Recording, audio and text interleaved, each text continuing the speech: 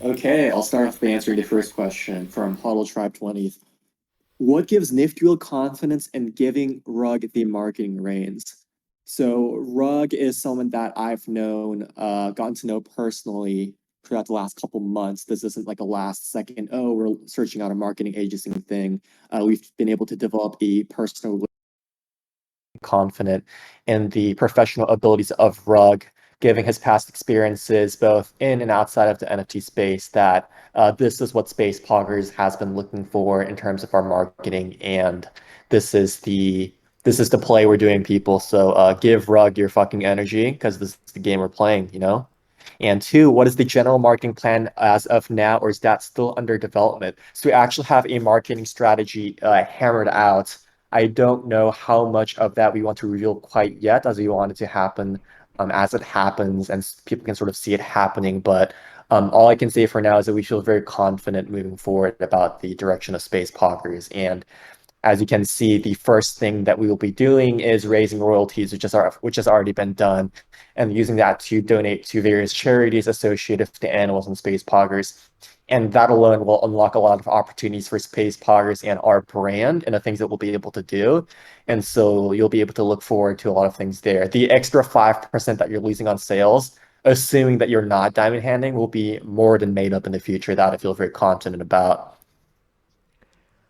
I think we've got a good one for the Rug introduction to everyone. Conda asks, what NFT projects has Rug been in? I have been in a ton of NFT projects. My own recently, just this past month, have generated over $2 million. I've minted out two projects this month alone: Blaze Cats, Rug What the Fuck, Drapes What the Fuck. I've also been involved with the Rare Pizzas team, involved with their snacks and pops thing. A bunch of different projects. I've done tech consult on a lot of NFT projects since entering the space in about January this year. And actually, the place that Nifty and I first met was in Tech Consult. When he first put the call out for building the tech team for Poggers, I was tagged a bunch of times on his post, and we ended up getting into some conversations related to that in the build out of the tech. And then since we kind of went our separate ways onto our own projects, and now we are back together as the dynamic duo to bring Space Poggers to the moon. The next question is from Serge, one of our deck officers. Does Rug collect some juicy JPEGs himself? Yeah, I have some in my wallet. My ETH address is misfitpieces.eth. You're more than welcome to go check that out. I don't have anything great or crazy. I don't have any punks or apes or anything like that. I normally collect friends. I do have a space pogger that Nifty gifted me, and but yeah, I do collect. The next question is, do you actually get inquiries from your website? And oh, yeah, feel like the response has been, I feel like I should go fuck myself after reading it. That's pretty much the intent. And yeah, we're doing pretty good off of that website. It's very coarse, but that's really the Rug brand. We kind of started off. Our first big headline was "You stupid motherfuckers," I think it was, and we've really just kind of honed in on that really abrasive edge. When it comes down to it, we're a team that executes. We come in, we talk a lot of shit, we get things hype, but that's really just carrying on our attitudes. Just personally, we don't really take shit; we just get shit done. So, if that's the attitude you all want out of your marketing team, that's what you're gonna get. Citro asks, says and asks, I kind of fuck with the drunken party animals in Space 5. Has this always been the brand vision, or was there a strategic shift, Nifty Whale Rug? If so, seems like Rug is the dude for the job. Yeah, so this has always been part of the brand vision. But for those of you who know me, like that kind of abrasive style isn't quite mine. But Rug is the perfect person for the job. I wasn't really shy about, talking about like this sort of like lore and backstory either. It's supposed to be a dark comedy. It's supposed to be like this kind of shock and awe contrast between really cute animals and then like the sort of like shit they have to go through. Drunken party animals in a space arc. Like that entire thing has always been there. And I feel very confident that we're going to be able to really channel that voice through Rug. To add on to that, I am just the voice right now of this brand. Our company is 10 strong right now with developers, marketers, community managers, Discord managers, just tech people, marketing people, so on and so forth. I'm just the asshole that's going to cuss you guys out occasionally. I do a lot of the sweat, a lot of the work and stuff like that, but I couldn't do any of this without the team involved. So bringing us aboard is bringing an entire staff of people that all specialize in their individual expertises. The next question is, would you be giving the same vibe on Space Poggers Marketing? I'm not sure I understand that, or if that was directed at me. I think the question is more so, will you be bringing that kind of the same attitude and vibe onto a lot of the marketing in terms of like on the Twitter and a lot of the kind of external marketing that people will be seeing? There's a big play with Twitter that I can't really get into too much, but the Rug brand and persona, I'll talk to you all like that, but that won't exude through the Space Poggers. We're really going to make sure that we hone in brand messaging and voice, and that we have something that's appropriate for the brand. As you can see on the site, we can market for something that is squeaky clean, great image, but when we come in as a brand, we come in loud, we come in profane, and we definitely get attention. So, but that will not exude out into the brand. Bits of it might. The attitude might to an extent, but we aren't in charge of coming in and rewriting the lore or rewriting really what the characters are. So that's not our wheelhouse. We're not going to come in here and flip that up for you guys. Uh, Reptar says, Rug, your site says you have the data to understand the market. Where's this data coming from? The market. So I know we're not going to be able to unveil too much in terms of the strategy and stuff, but Hector asks, what is your marketing strategy?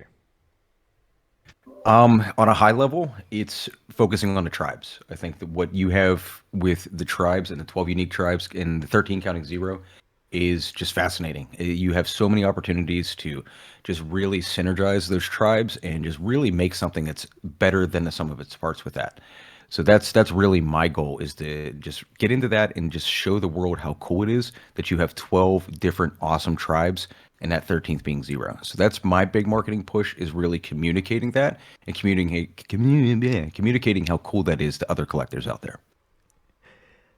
And the next question is the marketing Rug will be doing independent of the animated series, or will it all be part of the plan? Seems like it's pretty obvious. Yes, but I think that our marketing will impact that. Nifty and I really haven't got into, because the animations seem to be more of the mid to long term. Right now, we're focusing on the short term, what we could do to take care of the low hanging fruit, what we could do to get these charitable initiatives up, and that will all go into benefiting the animations and things like that. When it comes time to market the actual animations, I don't know if we'll be the ones to do it. I don't know if we'll be the right ones to do that.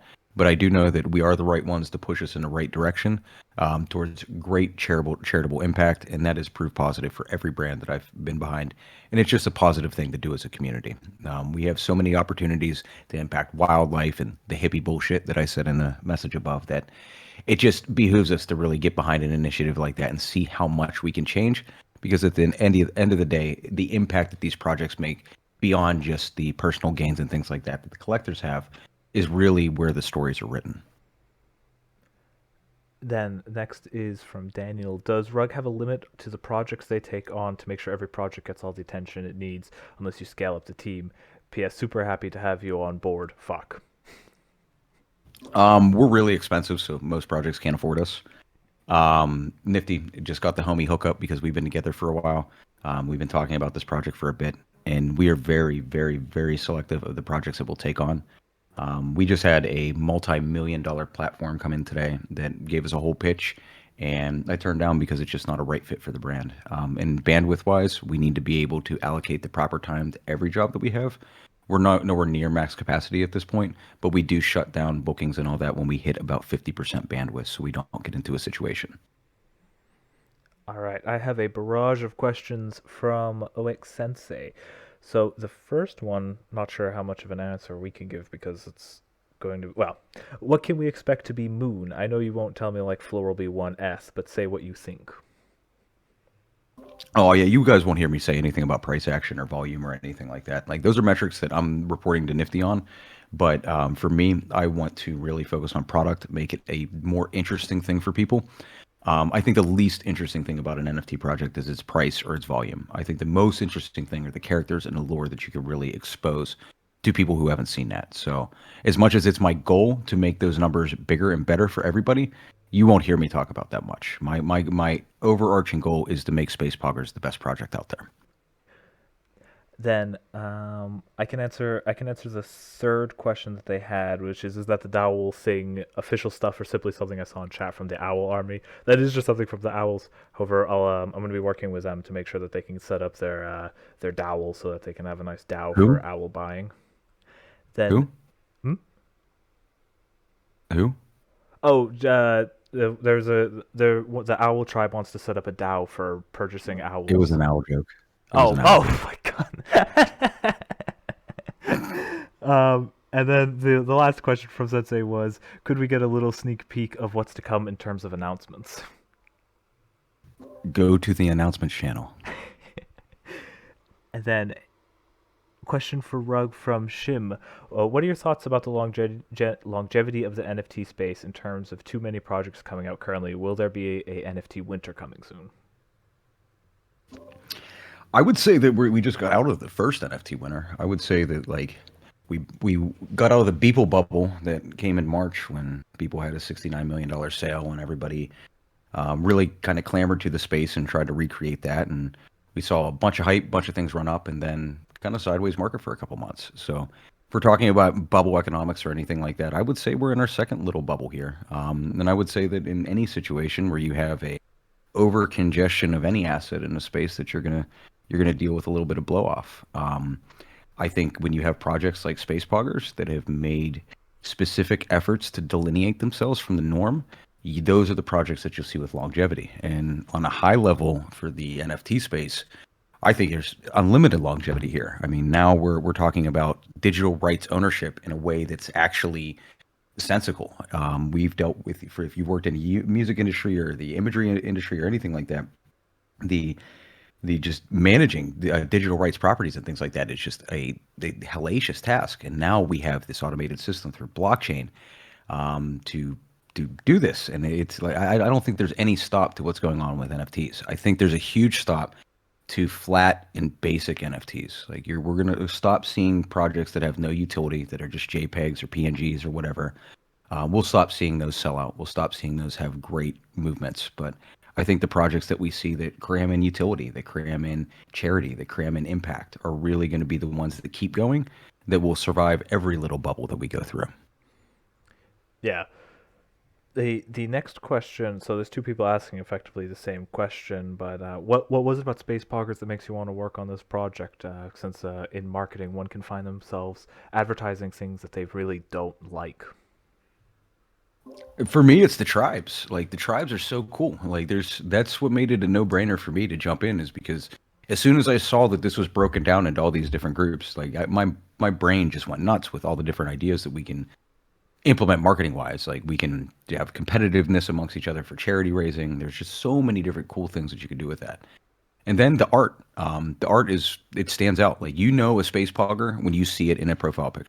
It's not homogenized. It isn't trying to be any other style that's on the space. It's very recognizable. It's just as recognizable as anything else that you see out there. The cool cats, the apes, the punks. A Space Pogger when you see it, and that's important to me, because these homogenized projects and these one of the sames are just not interesting to me. So I would say, as far as interests go, Space Poggers is a 10 out of 10 for me. There's so much we can do here. Next up is G6JOJ. Can't tell if you're full of shit or not, but I like your style. Do you have any success stories you can tell us about? Yes. I'm not sure if you're just joining in, but we have had 2 projects mint out completely. We've generated over $2 million in NFT sales just this past 30 days. We've raised over $250,000 for Mental Health America through our NFT project Blaze Cats. And that's really just projects that we've had ideas and launch within the next couple of days. Something we actually have the time to sit down, strategize, plan, and execute. It's lethal when we actually have the time to do that. Everything that you've seen and everything that I just bragged about was just spur of the moment. Let's do it because it's either a funny meme joke or it's just a thing to happen at that time. Like we're actually going to get down and do some serious work here, and that's really exciting. Next up is Old Boy. How long will you be engaged in this marketing strategy contract? Is there a definitive start-stop timeline established for the campaign? Yes, I will be engaged as long as Nifty is paying me. And then the next question is, where did you learn or what influenced you to take on the style of marketing? Love the style that you're bringing. I have been in the cryptocurrency industry about 2016. I started a company a while ago that had the same kind of edge. The line for that was your smart contract is fucked. And we would come in and we would fix smart contracts. We would fix people's websites. And this was during the ICO boom. So we were going in and just fixing a bunch of ICOs. It was at that point that I realized that the brutal honesty when you're marketing and when you're building, I guess, what's called sales funnels and you're trying to get people to purchase your product, one of the best things that you can introduce is good friction. And that's what I'm trying to introduce is a lot of good friction here. I'm going to rub a lot of people the wrong way, but the people that I rub the wrong way, that part ways, are people it wouldn't have been a good working relationship anyway. I'm not as much of an asshole as my site puts on. I do like to get things done, but that does work as a good barrier. And how I learned my marketing style, it's really just an extension and exaggeration of my personal character combined with just really trying to be honest with people who are trying to book through me because I've worked with agencies all over the world and it's we're going to do this, we're going to do this and we love working with all clients and they don't. Nobody does. Nobody likes working with all clients. I don't. I'm very particular and that's really my brand is a defense mechanism. My brand defends me from people that I don't want to work with and the people that see it and they see the meaning behind the copy are the ones that I actually want to break bread with and move forward with. Then next up, Yu asks, would you be able to get Beyonce to be our queen for the B tribe? Probably not. Then Oak Sensei You'd says, probably get Ja Rule though, right? we'll have to see if the bees are willing to compromise and get Ja Rule instead. No, he's in a space. I think he's taking freebies.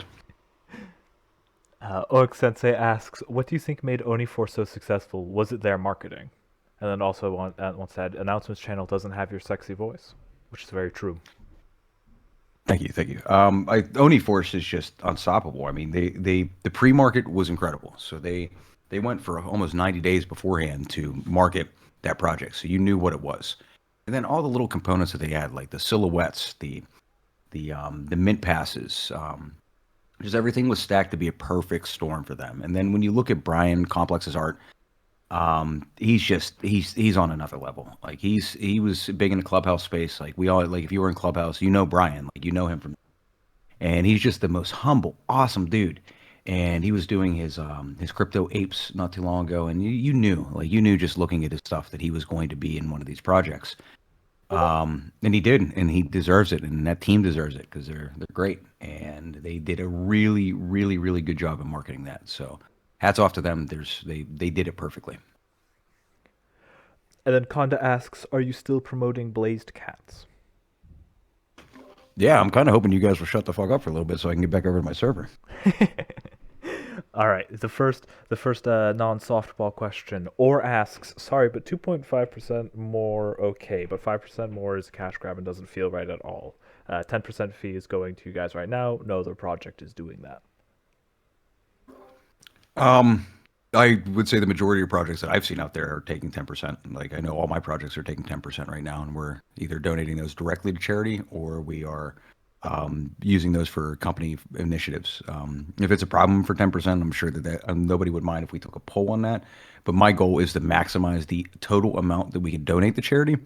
So if we say 20% is going to charities, that's a longer haul to get to like those big pivotal numbers, like 100,000, 250,000, $1 million. Yeah. I wouldn't say it's atypical for projects to go for the full 10%. But yeah, I can't really answer on the economics of that. I just came in with my marketing pitch is to reallocate those funds to some charitable initiatives because they're available. Yeah, I feel one thing I would say in response is the essence of saying that it's a cash grab doesn't really feel right considering how it is all going to be going to charity, which will be a huge amount that we'll be able to donate through continued sales once marketing starts ramping up. And then Daniel asks, are you only focused on online marketing, or also don't know how to say this in this? Or additionally, real world marketing, billboards, guerrilla graffiti, or poster campaigns, etc. No, not so much. Even in traditional marketing spaces, I wouldn't anything like that because my marketing style relies heavy on tech. Like Martech is really the background that I have. So I like to be able to attribute traffic. So any of our conversions or anything like that, I like to know where the conversions are coming from. Billboards and just physical displays and things like that, you really can't determine their viability. You just know how much you paid for them. They can give you a general how many impressions walk by this, but you can't tell how many people have shifted their attention to that. With digital marketing initiatives, you have a tool set to really gauge the viability there. And that's why I really focus on that. I really haven't touched into physical marketing much at all just because of those reasons. Okay, they're deciding to come up with a harder questions now. So Blaze asks, I'm not too aware of blazed cats, but with a floor of 0.06 and a mere 346s trade volume, can that be considered a success? Which I would say, I think explaining the project more, we'll be able to see that it was most definitely one. Cool. Yeah, let me explain Blaze Cats real quick so you can give us a little bit of handicap before you call us a big failure, which is fine. You can call us that. I don't care. Stoner Cats launched about a month and so ago. Right before they launched, they said that they were going to have a delay and they needed an extra day to get their smart contract out. Someone posted a tweet that said, wouldn't it be funny if somebody was able to come in and recreate Stoner Cats in 24 hours and release and then sell out? I responded to the tweet. I was like, hey, I got some skills here that I could throw into the mix. I could do the website. We could do the copy, whatever. We got a cartoonist. We got all kind of people on board. Got the thing released in 16 hours. Was able to sell it out, and we've been slow growing everything since then because we weren't a team prior to a month ago. We just started that project overnight, and we've just kind of ad hoc our marketing up until this point. So things are really getting to a refined point. We're getting ready to release a bunch of really cool stuff for our site. And I also would like to point out that not too long ago, our floor was at around 0.025.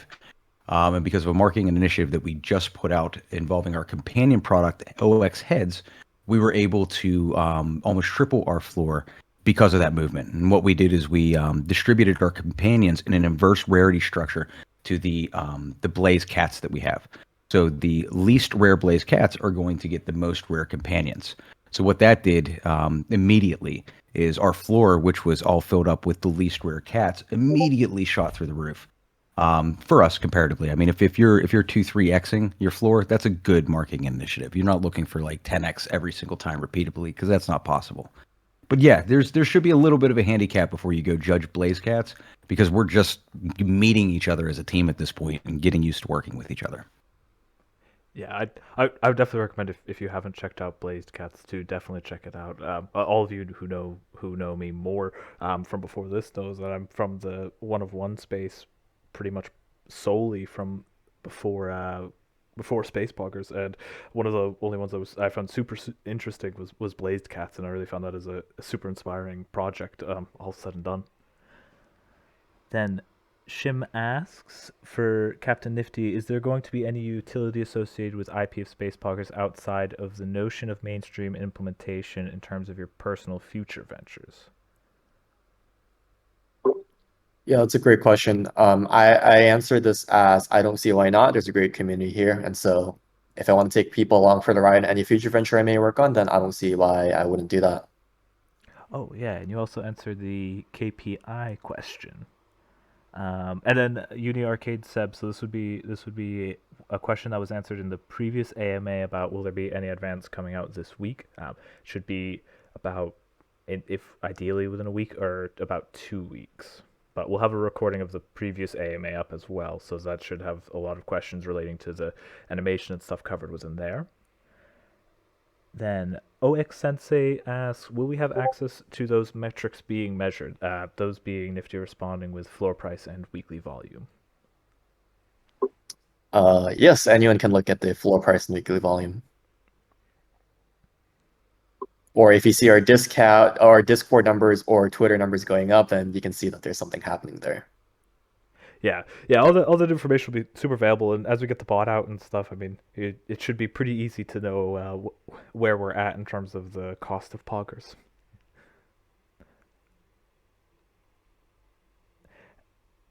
And that is, as far as I can see, all questions being run through. If anyone wants to ask a last minute question or wants to come up on stage, raise. Yeah. Requests are open, everyone. So raise your hand or throw your question in the chat before we wrap it up, so that Rug can get to work getting his poggers to the moon. I want to give a quick shout out down in the audience. You guys see that little astronaut person, Toko, right there? Everybody go like wave to Toko or something like that. Send some good vibes to him. He has just went through and removed all of the minting gifts from the Space Poggers collection. He has a piece of software that goes through and refreshes all of the metadata. So here, within a very short period of time, you guys will see no more minting gifts, and everybody will get to see the Space Poggers. Everybody say thank you, Toko. Oh, that's fantastic! Yeah, we've tried Okay. every now and again to do little initiatives where we all just go through and click refresh metadata. No more. Now they all should be revealed. All right, and then okay, Oak Sensei says, "Sorry, I must not have explained myself. I mean metrics measured by Rug, as in will you be releasing like reports on what your KPI targets are and whether or not they've been met and things like that?" Would be what. Yeah, absolutely. That was a big part of Nifty and I's onboarding is benchmarking. I informed him very early on that one of the most important things that I can do is benchmark your guys' trajectory right now and momentum, so we can gauge our effectiveness here. Obviously, market movement and things like that, we want to make sure we could separate that from what we're offering to the project and be able to let you know, okay, this is what Rug was able to do. As far as our specific KPIs and what we really have down, like I told you, Nifty has me looking at the floor price and the volume as our primary KPIs right now. Pardon me. Excuse me. For me, also, social following, social engagement. I like to see Discord engagement. I like to see Discord sentiment. Those are all things that are really important to me. And some things that aren't necessarily as trackable, kind of like sentiment, are just the general conversations that I'm seeing happening. I have a goal of where I'd like to shift some conversations to go. And that's pardon me, I have a phone call coming in, but I could ignore it. But yeah, that's pretty much the goal. Then we have, so since we're going to wrap up relatively quickly. CryptChain asks, what NFTs you have in your personal wallet? I would check the recording of this later, since that's already been asked. Daniel DLH asks, well, we asked this of Nifty before, but do you have a favorite tribe? I like Zero. Zero's fucking cool. Like that's such a cool looking little monster thing there, and he's evil when he's chasing them. Like that's cool. Like I think Zero is, to me, I respond with it because he looks like he would be the biggest prick of all of them. But I like the bee too. I think the bees are cool. I think either of the flying two, the owls and bees are cool because they have that unique bird's eye advantage. Then we have from Yes, I'm Goaded. Utility on holding all tribe members for the future. Or what utility can we expect for all tribe members for the future? I think it's a little bit premature to answer that unless Nifty has something. Yeah, I'd say that I would. Yeah, I can answer this. So I think at the end of the day, our primary focus is on the animation and marketing. And once we have all of that in place, and then we're like the entire trajectory of the project as a whole is everyone succeeding, then we can start to look at some subgroups like, oh, who has been with us since pre-sale? Who has been holding all the tribe members for a long time? At that point, we can start sort of looking into that and giving back and paying special attention to subgroups of people. But until we're able to get to that comfortable stage and everyone is able to succeed and do well together, we want to be building up the IP as entire foundation before we start going into that. But that is something that we would be keen on doing in the future. And then okay, so we've got 2 minutes left. I see a few people asking a kind of general question, which is what can everyone within the community do to help support and help with your marketing campaign? Can you repeat that one more time? You broke up for me. Oh yeah, it seems a lot of people want to know what kind of things they can do as a community and as community members to help you with the kind of campaign and the campaign direction. Understand that choosing a tribe is going to be very important starting next week. It's going to be very, very important. There's going to be a lot of KPIs tied to tribes that are going to be pretty interesting. So get ready for that. Get ready for some friendly competition amongst yourselves, and just get ready to make some noise. I'm a big fan of utilizing the community to get engagement out there on different things. Like, so if we see like a tweet that goes out, like, what is the best NFT project? You're going to see me at everybody and have you all flood that tweet so they know that Space Poggers is the best project out there. Just things like that in the short term. But yeah, next week, get ready to at least choose your allegiance. Awesome. I think that's a perfect stopping point. I guess if Rug, if you have any closing remarks before we end the this impromptu AMA. Nope. Thank you all for inviting me to your shit show. Thank you, Rug. And then, thanks everyone for your questions. That was pretty fantastic. And I will, once I get this and the other AMA just double checked and everything in the video editor and things, I should have those up, and we'll have a YouTube account up for archive things, community events and stuff, so that the proper Space Poggers YouTube when we start it will be dedicated towards the animation and stuff. And everyone, make sure to keep giving your energy to Rug. To clarify, I don't really think this is a shit show. I think you guys are awesome. This is an amazing project. I'm just being on brand. You guys take it easy. Thank you so much for having me aboard. It's an honor to be on the team. Awesome. It's so. Oh, he's gone. Well, awesome. Thank you. Yep. Thank you, everyone. It's been awesome. Rug marketing is the move. Some crazy stuff coming in the next few weeks. I hope you all are going to get really, really excited because Space Poggers is going to the moon, baby. You know? So I'll talk to you all later. Thank you so much. Keep it chill. Treat each other nicely. Bye.